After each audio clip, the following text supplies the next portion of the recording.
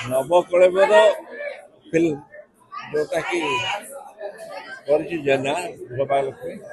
ମୁଁ ତାକୁ ଦେଖିଥିଲି ତ ସେଟା ଡ୍ରାମା ଥିଲା ଆଉ ସେ ଗୋଟେ ନାଟକୀୟଟାକୁ ଗୋଟେ ଫିଲ୍ମରେ ଆଣିବା ଆଉ ତାକୁ ଜୀବନ୍ତ କରିବା ଭଳିଆ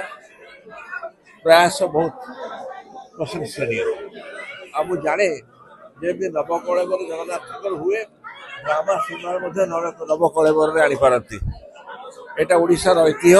সংস্কৃতির প্রচার জগন্নাথ তত্ত্ব আমার হল মুখ্য ধারা জীবনের তেণুকু এটা দেশ বিদেশের জীব এবং সম্মানিত হব লোক আকর্ষণ করিব বলে মোর ধারণা জয় জগন্নাথ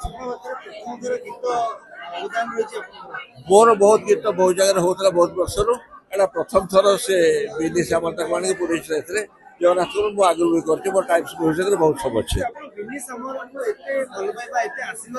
ମୁଁ କଳାକାରକୁ ଭଲ ପାଏ ଯାହା ପାଖରେ କଳା ଥିବ ତାକୁ ସମ୍ମାନ ଦିଅ ଭଲ ପାଏ